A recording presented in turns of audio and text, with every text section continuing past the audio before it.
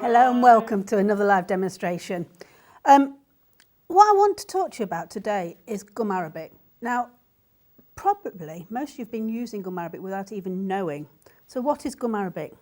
You can get it in its neat form, but gum arabic is the binder that's used in watercolours. So pigment and gum arabic. So like I say, you've probably been using it without knowing, but actually gum arabic on its own has a lot more properties than most people think. So I'm just going to talk about a few of these. So I've just decanted some out into a little jar so I can use it from here, and it means that if I get this dirty, I'm not losing a lot, and I will get it dirty because I'll forget to clean my brush. So just using a watercolour brush, I'm going to show you how gum arabic can be used for glazing. Now, in ceramics, gum arabic is known for a nice glaze, but a lot of people probably haven't thought about using it for watercolour. So this is alizarin crimson, put on neatly onto a watercolour paper, and I'll show you how you can just make that colour shinier by just glazing on the top of. And I will use that in a demonstration I'll do in a few minutes. So that's one technique. Another technique for gum arabic is to actually add extra to your watercolour. So water is the biggest key ingredient with watercolours, as it says in the title, used to dilute and to get all those lovely tones. But you can use gum arabic. So why would I want to? Let me see if I can pick up a clean brush. If you just add it to your watercolour, you don't have to add too much. What I'm going to do is create a lovely shiny paint, and you can see there as I mix it, and that's why I've isolated it from the other colours. And it will make a lovely shiny. Add some more water. It's water soluble, so it's perfectly fine to add water to it, and makes a really shiny finish, which is unusual in watercolour. So great for water. Just imagine putting an extra glisten on water. So talking about water, another technique is to use gum arabic, neat onto your paper. Think of this in a pond or pool, or onto the sea. And then you can just try and keep one brush clean with gum arabic on. It's not going to happen. It's just in my mind. I hope I can. And add some colours and just let them drop it into the neat gum arabic and create a really wet looking water. And again, you can dilute. I can dilute and I can manipulate a little bit. That's looking really nice. And what it does is it just gives that extra shimmer, but also gives a really wet looking finish. So, gum arabic, what else can I use it for? You can use it as a binder. So if you have a product like the aqua bronze. So this is a powdered, it's pure metallic powder, and it's really lovely to add on to your watercolour. So you sprinkle onto a wet paint, a wet watercolour, then it will stick because the paint's got gum arabic in it. If you mix it with water and then apply it to, say, a dry paper, it will tend to dust off because water's not adhesive. So why not use the gum arabic and mix it to a wet kind of paint, and I know this is going to stick. Perfect for use with watercolour, but also water soluble. So I can move, I can manipulate, I can, it works really well with watercolour. So just move it, wet it. So another use for gum arabic. Gum arabic was mixed to the colour here. And I might try and lift it and just see if we can see how much shinier it is. But here I put neat colour down, and then I've put a colour down I mix with gum arabic, because also if you mix your colours, and I've used alizarin crimson on purpose, it's quite a staining colour. So this means if I try and lift it, it's going to be a little bit more difficult than a non-lifting, an easy lifting colour. But that's what I want to show you. I want to show you that by adding gum arabic to your paint, so it lifts, it takes it down to some level, but you will still have a little bit of staining, and that's just this colour, it's a staining colour. Another thing to practice with your colours, to find out whether they're staining colours, because if you want to do a lot of lifting off techniques and you find you've got a staining colour, it won't work as well as you expect.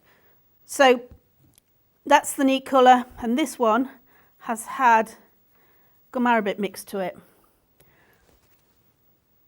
And you'll see, because I tried it earlier, how much cleaner it will lift back to. Even there, it's much brighter. And I want to see how far I can really go to lifting back. So I don't know if you can see, but I can see quite well how much easier it is to lift a staining colour off the paper. So again, something to think of if you were going to try and lift off colour, maybe to bring back highlights, and you like using alizarin crimson, think about adding gum arabic to it, because you know it's going to lift back to a much cleaner colour. So those are just a few uses of gum arabic, and I'm sure you can think of a lot more. What I'm going to do now is I'm going to do a little demonstration using gum arabic and just show you how a medium which you've probably had sitting around, and I know when I'm talking to people, they've had it sitting around and go, oh, I've got that, and I didn't know what it was for, can be used as part of your painting process. One thing I want to do before I finish is I want to show you here on the palette. Don't know if Gary can zoom in, but you can see here, this is the cadmium red, and sometimes, especially with watercolours, you get colours which have a tendency to split. So the binder comes out before the pigment. This is not a sign of a bad quality paint, it's just the pigment is heavier than the binder. And we all store our paints either flat like this, or I know in shops they're stored upright like that, which means the binder floats to the surface on some pigments and the heavier pigment sits in the bottom. So when you squeeze the tube out, what comes out first is the binder. I'm not worried about it, I know I can mix it back in, it's not a problem. So if you can store your tubes this way, which means the binder then floats to the top, and you'll get colour first. But like I say, it's not a sign of a poor quality paint, and you'll find it happens regularly with certain colours. Cadmium is one of those. And it's nice to be able to show you and explain what is actually happening here. So that was just showing you some techniques, and we'll have a short break, and after that break we'll come back and I will do a little demonstration using some of these techniques.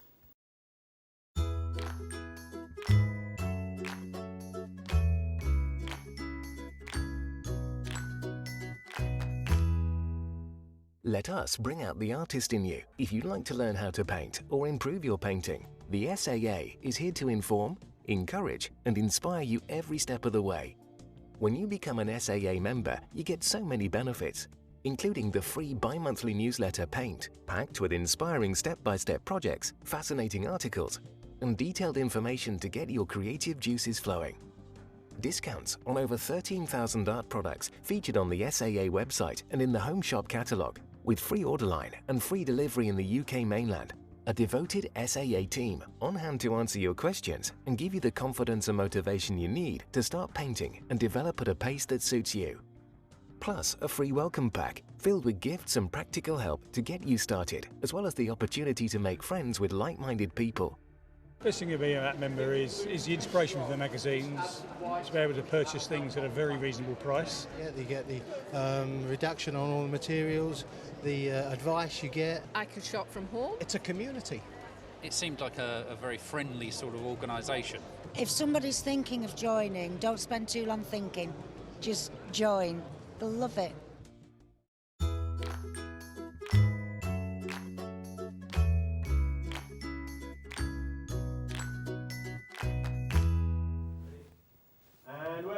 Hello and welcome back. So what I'm going to do is I'm going to do a little demonstration of these cherries because I want to put a glaze on top using the gum arabic.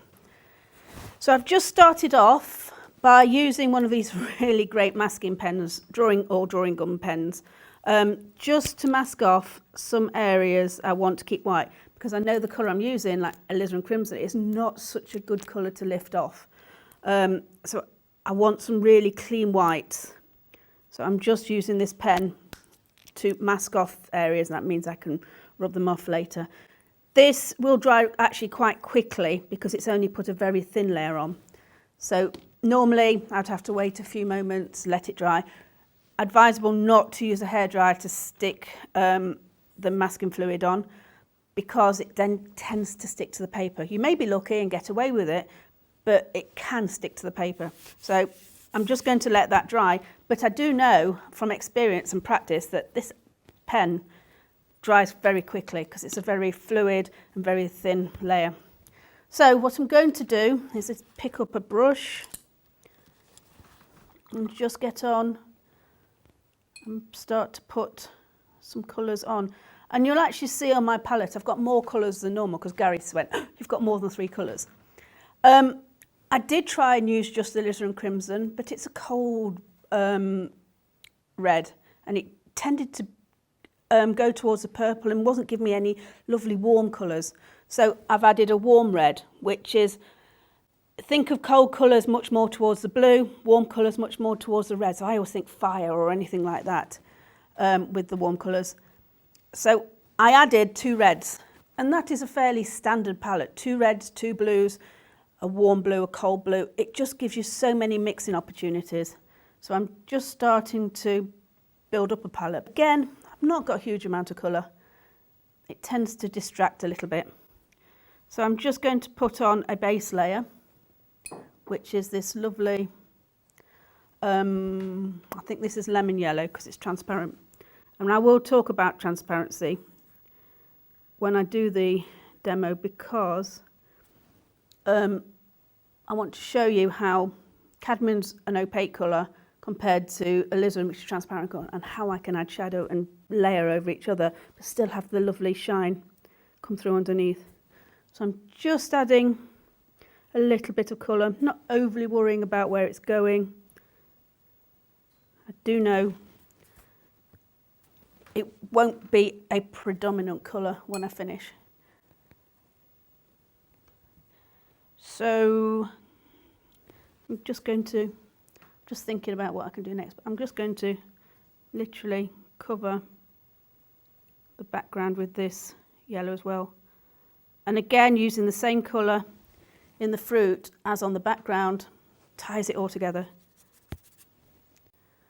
I have done my pencil maybe a little bit stronger than you would, but I actually like to see the pencil as part of the painting process. But I could have used a kneadable eraser and mopped up some of the graphite, but it makes it much easier for you to be able to see what's going on. So I'm just adding yellow to this background. What I'm going to have to do is I will have to jump around a lot because I want areas to dry before I put other colours in. I want a bit more crisp line.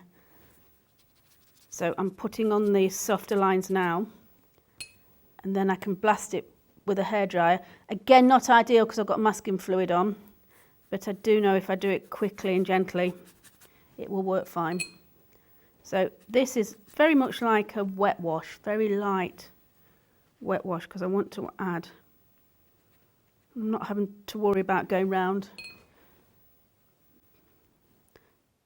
the stalks, because they're all have a hint of that colour in anyway. Okay, so now I'm just going to drop in some, I think this is French ultramarine, just to soften and give a nice soft background.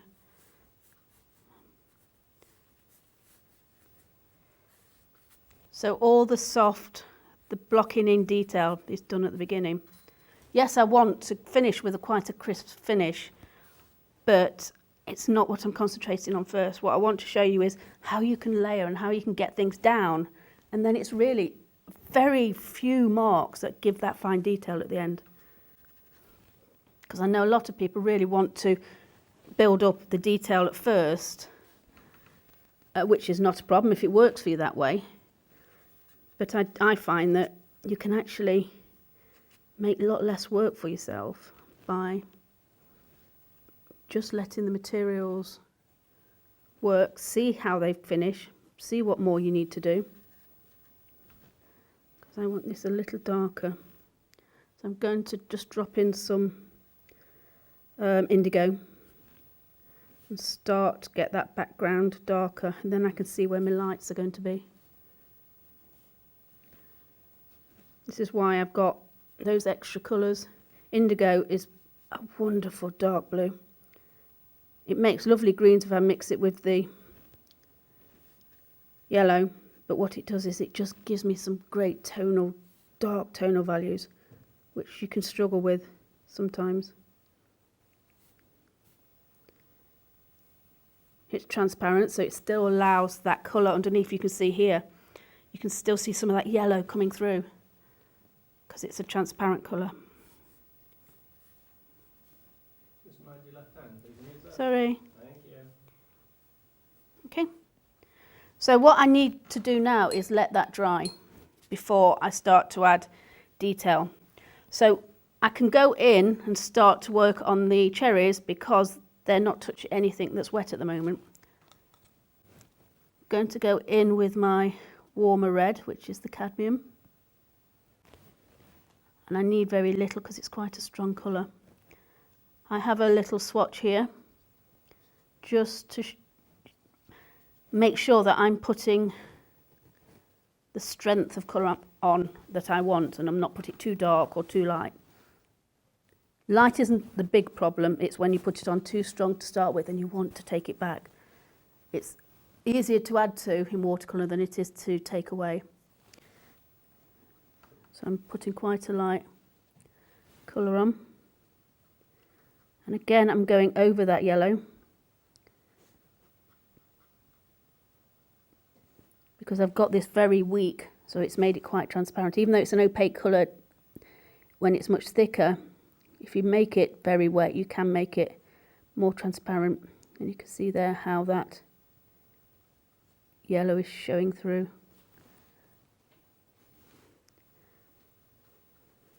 Maybe a little bit too strong, but you also know with watercolours that they dry half the strength you've put them on. So you may find yourself adding extra layers just to strengthen. I'm not worried about leaving those lovely white areas because I know I've got the masking fluid on. Again, that's taken away that another thing to think about. And again, with this third one,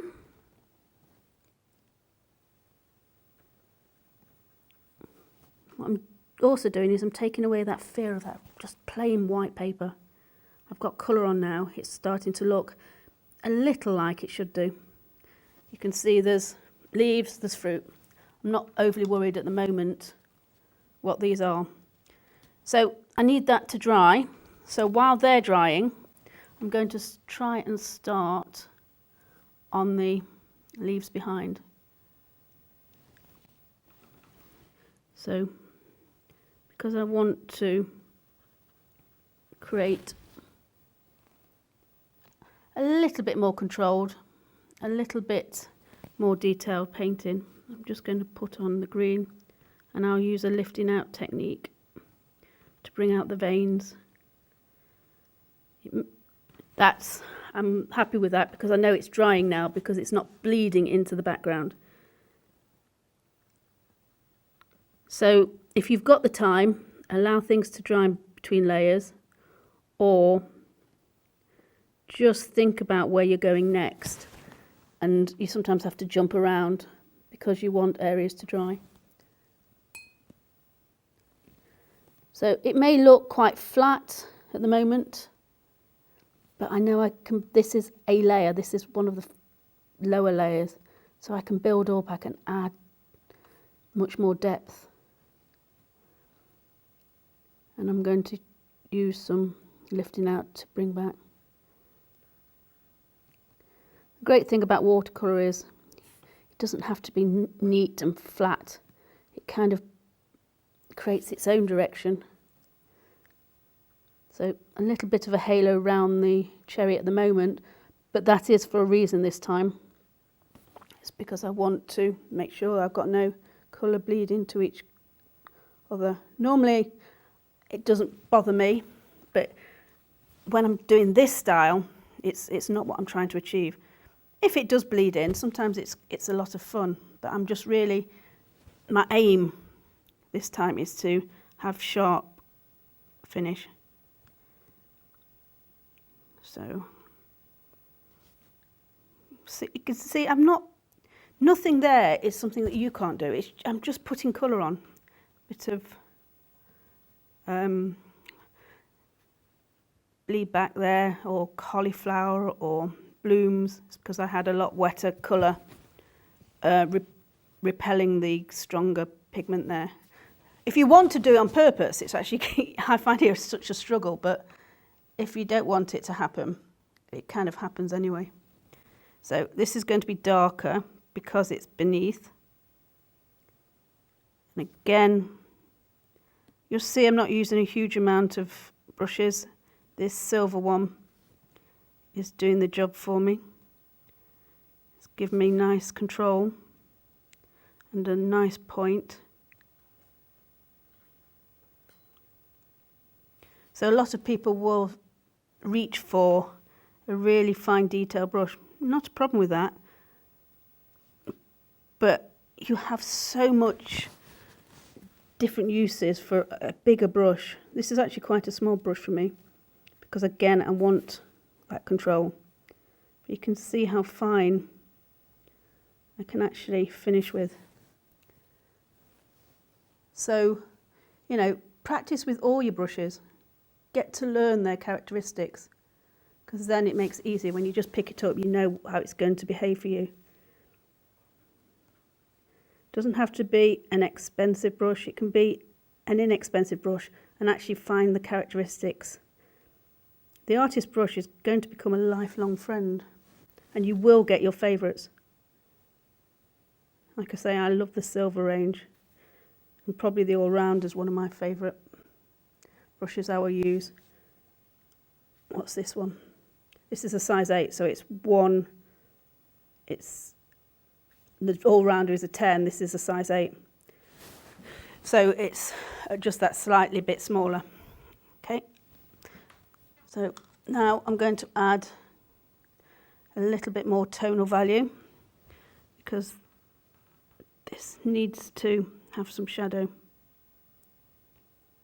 Still a little wet. And with shadows, what's really nice is when you give really crisp, defined shapes. So, I don't know if this is going to feel it's resisting the wet paint, but let's move forward.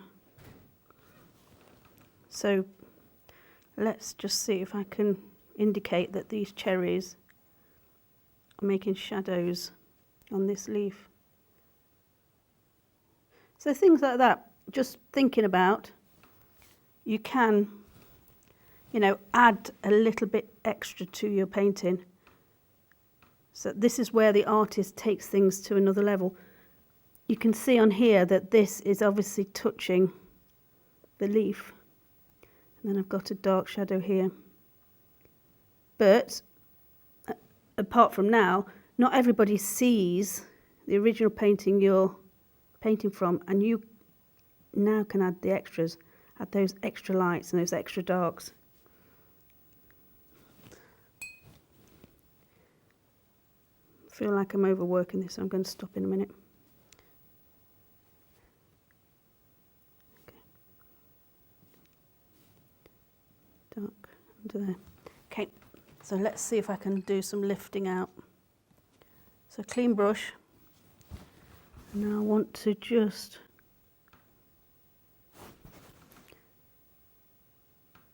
lift off some of these veins on the leaf.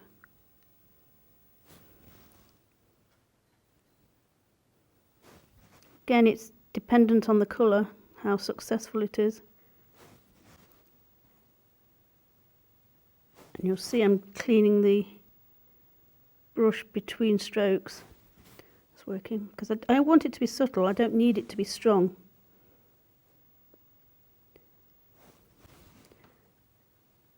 But I think it just adds extra dimension and makes that leaf a little bit more like a leaf than just a green blob in the background. And what you need to do is each different leaf has veins coming out in different ways. So from here I can see they're all radiating from the middle. They will radiate from the middle, but some will have, you know, a much more distinct pattern. So it is important, if you are trying to replicate a specific leaf, that you actually do look at just those characteristics.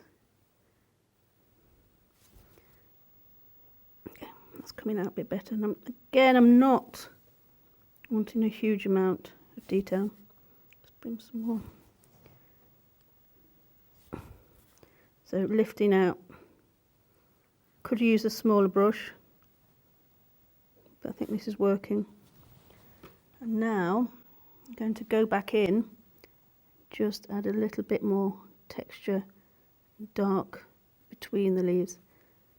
Not much, because I don't want to overwork it, but you can see there how that just suddenly gives you that extra definition.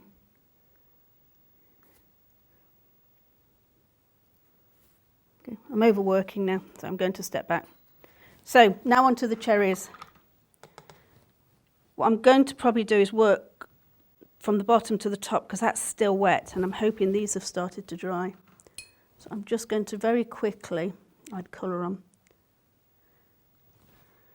So a little stronger red, and I'm actually going to mix it with the alizarin crimson, so I'm mixing the cool and the warm colour, because it's giving me the colour I'm looking for. There you go, that's a lovely colour. Again, I don't want to lose all of that light tone underneath, because then there'd be no point in putting it on. So look, there's a dark area over here, and that's dark at the background there. Okay, so it's going to be dark under here. Come back to that. Actually, I might not. I might just add the alizarin in straight away. So a little alizarin, and a little bit of the French ultramarine makes a wonderful purple. And as it's wet, I just want to add it in and see how that works. That's working nicely. So yes, I could have put a nice clean layer on while it had dried, but actually I'm going to let the paint create its own shape. Okay. Next one, do the same for the next one. It's red colour, a little bit of alizarin. You can see this is a little bit more orange, so I might just strengthen that.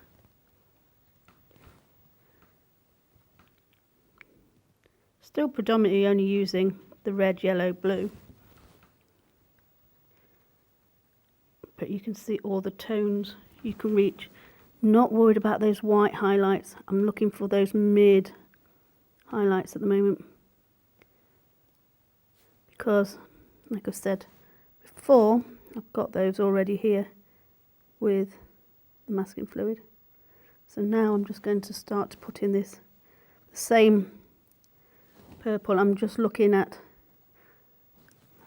see if I can create that dimple that cherries have. In this one I can see it here. dimple. Again, just think about, keep looking back at your shadow. A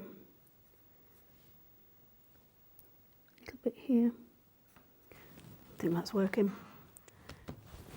Move on to the next one, and you can see how quickly you can actually build up your colours and your tones. So this is actually a little bit darker. So keep dabbing off my brush. Again, I don't want to lose that lovely yellow glow I've got underneath.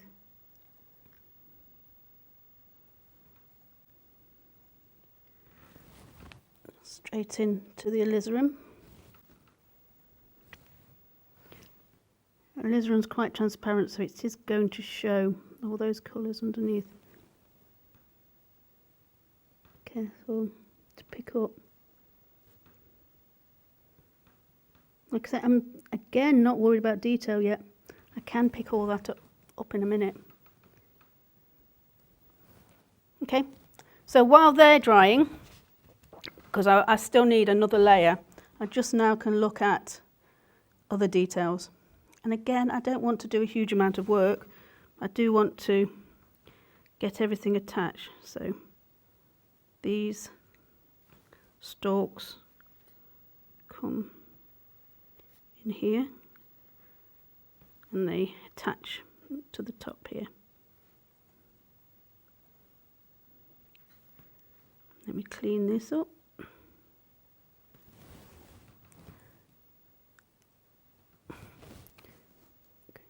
Stalk. Where does that go? It goes up and over.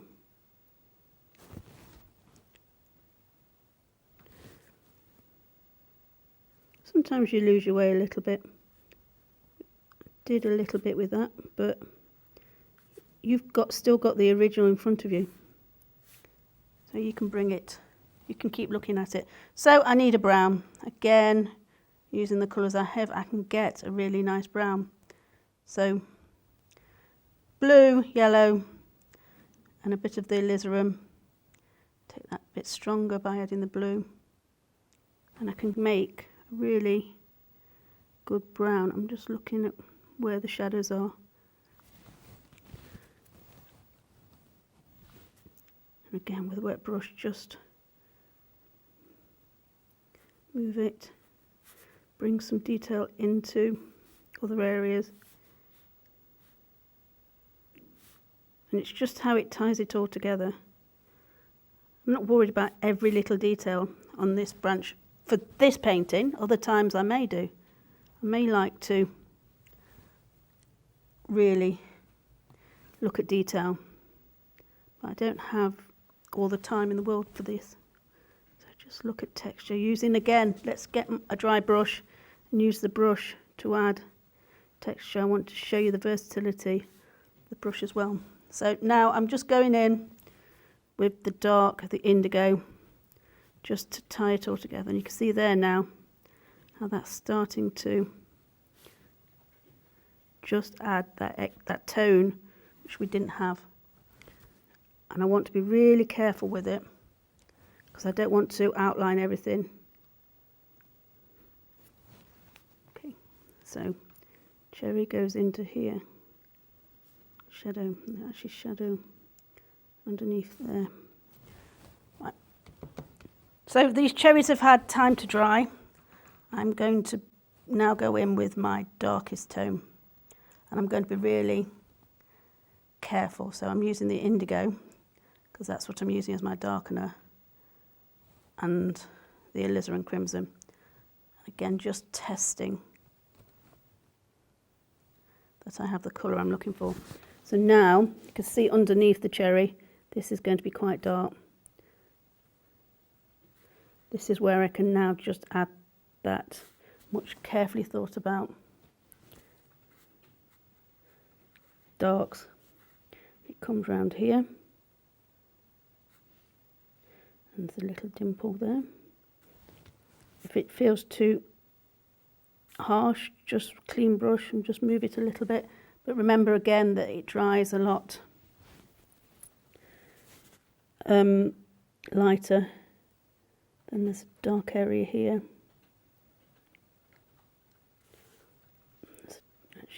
darker here.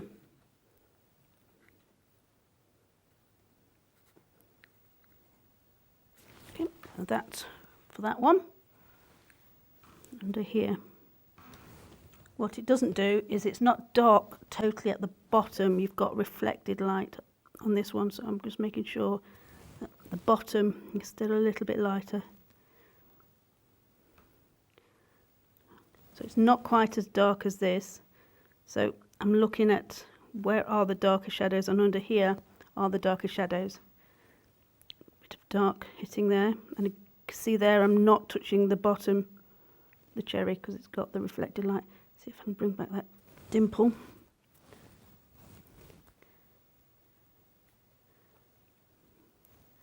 Bring that round onto here.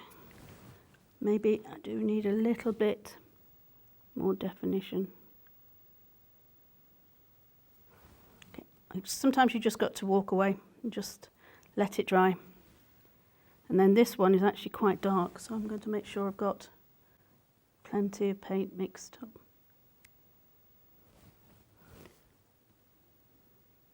It's nice. So the dark is hitting all the way around the bottom, coming up. But I'm just clean brush because I don't want it too dark. And then it's hitting around this edge as well. Okay. I might need a little bit of shaping because I think I've lost a little bit. Okay. Sometimes it's millimeters, and I want to just indicate that these stalks are actually attached to these cherries. Okay. So I'm just going to give that a quick blast with a hairdryer, just because I want to take the masking fluid off. So a low setting. Just, if I start taking off where it's wet, it takes the colour off as well.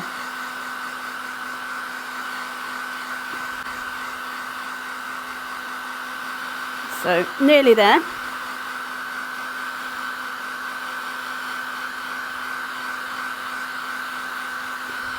Not ideal to use a hairdryer with masking fluid, but I've tested it and I know it works.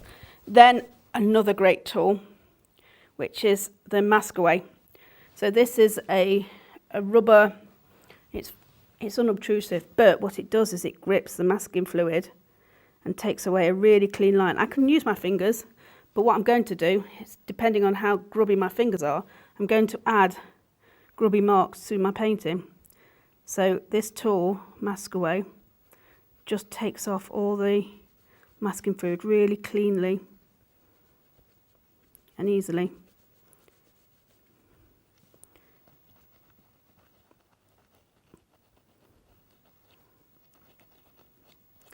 So that's why I didn't have to worry about the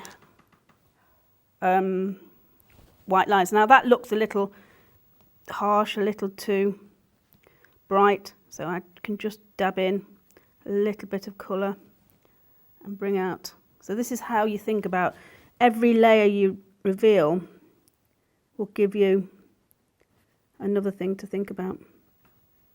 Okay, there. That's harsh. Let's bring some. And then what I'm going to do is use the gum arabic.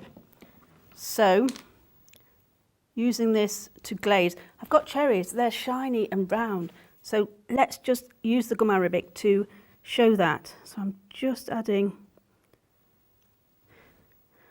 and I don't know if I can, but I might try, is to tip the board just to see if you can see the glaze to it, unless Gary's been able to. Well, the side angle's showing the shininess. Good. So then I can't move the board because he's taped it down. You can show your finished one. Yes, yeah. So I'm adding this glaze, and that I know will stay. So it's just made those cherries ping a little bit forward. So what I wanted to do was show you how versatile some of the mediums you may have in the back of your cupboard are.